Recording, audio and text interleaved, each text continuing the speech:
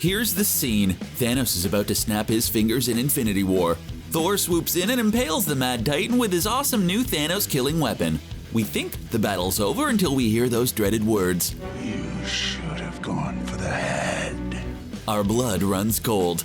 Then the entire MCU is changed forever with one snap, all because Thor wanted to gloat a little bit. But what if things happened a bit differently? What if Thor did go for the head and Thanos was stopped before he snapped his fingers?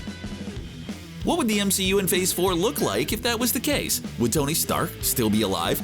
Would Thor still be fat? Let's discuss right now.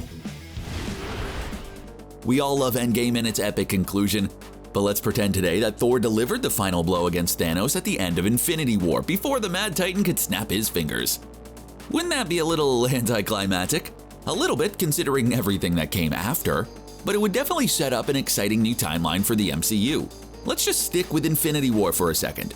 If Thanos' head was separated from the body, I would imagine the movie wouldn't just end there. Instead, the movie's new epilogue would take place at none other than Tony and Pepper's wedding. That's a happy thought, right? No doubt that would be the party of the century. Okay, so here it is. A few weeks after the final battle of Wakanda, things are more or less back to normal. Tony and Spider-Man are able to easily return thanks to Doctor Strange, and the world is once again recovering from a massive alien attack.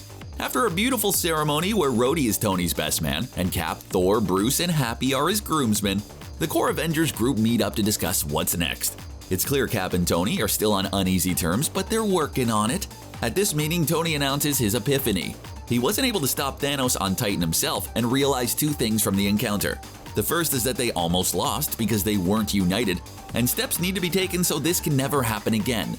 The Avengers need to be able to assemble, and due to a massive swing in popularity, the superhero team can now operate on their own without government oversight. Tony asks Steve to lead the Avengers on Earth from out of the shadows. Steve agrees, but only if he can operate the team at a new home base within Wakanda, one of the new epicenters of the world, which is something Steve's already talked to T'Challa about. Everyone agrees. But while Steve is leading the team, what will Tony do? Well, Tony has a new lease on life after everything that happened, so he wants to officially retire as Iron Man, but that doesn't mean he still won't help out. He's been discussing with Nick Fury a way to make the Avengers a cosmic thing, so while Steve is handling Earth's business, Tony will be helping develop S.W.O.R.D. to unite the cosmos against major threats like Thanos. He'll make a joke about seeing the type of cosmic heroes that are out there like the Guardians of the Galaxy, and suggest they really need some guidance. Just don't call them plucky. This is good for both of their characters. It allows Tony to remain in the MCU, but take a backseat to new heroes. And Captain America gets to continue to fight for what he believes in. Because yeah, although it was really touching to see Cap go back in time, retire, and be with Peggy, didn't that seem like a little out of character for Cap? He seems like a with great power comes great responsibility type of guy. So seeing him in action for a little while longer makes some sense. The other big character that would be a setup for major new adventure at the end of Infinity War would be Thor. In Endgame, Thor became the big Thorbowski because he was depressed over failing to stop Thanos. So unfortunately, it doesn't look like we're going to be getting Fat Thor anymore. Unless Thor is so overjoyed at stopping Thanos and getting revenge against the monster that destroyed half of his people, his brother, and his best friend, that he decides to celebrate by eating whatever he wants. Does that make sense story-wise? No, not really, but come on, we all want to keep Fat Thor in our lives. Anyway, the ending of the new Infinity War for Thor will be similar to his Endgame ending. The remaining Asgardians will be settling in on Earth, but he doesn't think he's capable of leading it anymore. He steps aside for Valkyrie to lead while Thor embarks on an incredibly important mission to find a way to hide or destroy the Infinity Stones. That makes a lot of sense. He was the one who initially set out to find more information about the stones, and even though that storyline was mostly dropped in Thor Ragnarok, now that can come full circle, as Thor can now be responsible for putting them in a place where they can never be used again. It's necessary since keeping them all on Earth would be incredibly dangerous. Let's just forget the fact that you could technically destroy the stones with the stones, but now they don't want to risk using the gauntlet because they don't know the side effects. With that, the big three of the Avengers get exciting new directions to go in Phase 4.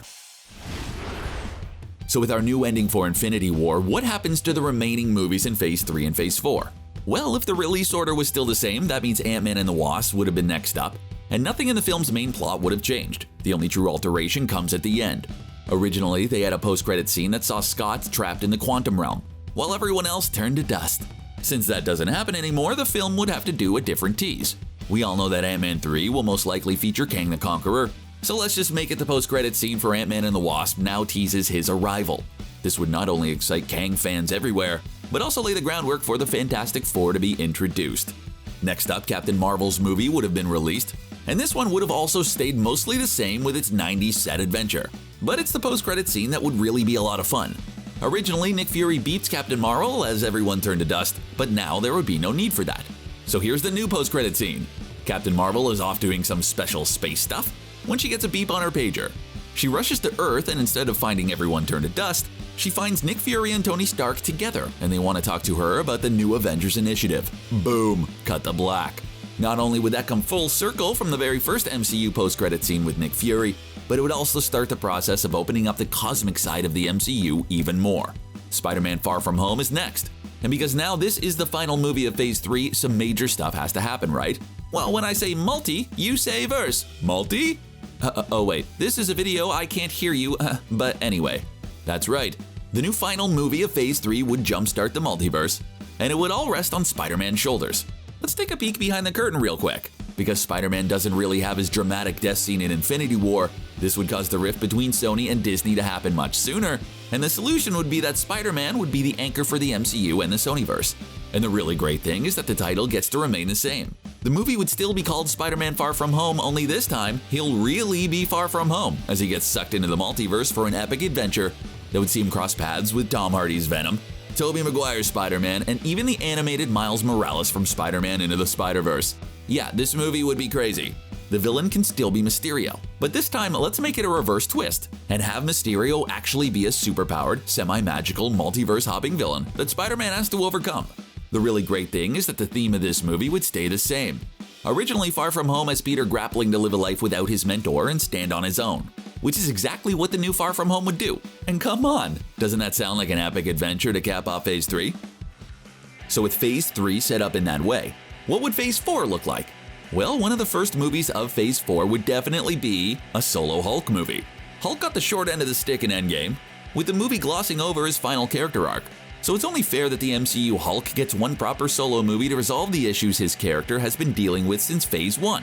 After that, we'd get a fourth Thor movie that's drastically different than the one we're gonna get in Thor Love and Thunder. It could still be directed by Taika Waititi, but this time it would follow Thor on his adventure to destroy or hide the Infinity Stones. And because a buddy team-up worked so well for Thor Ragnarok, let's do that again. Only this time, let's team Thor up with Captain Marvel. That would work because of what we've already established in this new timeline. Captain Marvel was called by Fury and Tony as a way to set up the cosmic side of the Avengers, and it would make sense that she would be included on the mission to hide the Infinity Stones given her power levels. Endgame gives us an epic moment between these two strong Avengers, but since that doesn't happen now, the best thing to do would be to put both of them in a movie together.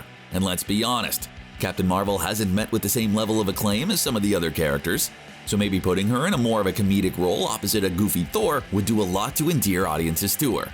After that, we'd get a Black Widow movie. And good news, since Endgame doesn't happen, Natasha doesn't wind up at the bottom of that cliff on Vormir, which means her spin-off movie could take place in the present day rather than the past. So instead of being a peek at Black Widow's backstory, the movie could be used to set up new threats in the MCU like Taskmaster, who could play a role in future installments of a new Black Widow trilogy down the line. And then the two new movies in Phase 4 that are scheduled, Shang-Chi and The Eternals, could still happen exactly as planned out, but with some minor tweaks to accommodate the current state of the MCU. Phase 4 would still end up with Doctor Strange and the Multiverse of Madness, which would tie back into the multiverse shenanigans that Spider-Man was getting up to in the new Spider-Man Far From Home, and lead into an all-new Avengers movie, which would tie into the multiverse concept with whatever King the Conqueror is up to, and deliver us the greatest Avengers team-up movie of all time. Oh, I still have to talk about the Disney Plus shows. I almost forgot. This new direction would change everything on the television side. WandaVision would just be about Wanda and Vision actually living in the suburbs, living a peaceful life. And, oh wait, I'm sorry, I forgot. Vision died right before Thanos tried to snap his fingers, so unfortunately, he is still dead. But at least the Mind Stone would survive, which would make WandaVision more about Wanda potentially trying to use the stone to bring him back if she's allowed to keep it. The Loki show, on the other hand? Sorry, Loki fans. There's no real way this show could happen at the moment. But with the multiverse in play, maybe Loki could return in a few years. The Falcon and the Winter Soldier show would probably take a big hit too, because the whole premise is about the new Captain America. But with Cap still alive and baby-faced, there'd be no need for the show, unless the new Falcon and Winter Soldier show is just a buddy comedy where Sam and Bucky open up a small restaurant in Paris and try to run it together. Yeah, I'd watch that show in a heartbeat. That might just make all of this worth it. Well, that and Tony still being alive, of course. What do you think would have happened if Thor went for the head in Infinity War? Would things unfold this way or another way? Let us know in the comments below what you think, and while you're there, be sure to hit that big subscribe button for more awesome MCU content just like this. Thanks for watching, CBR. We'll see you next time.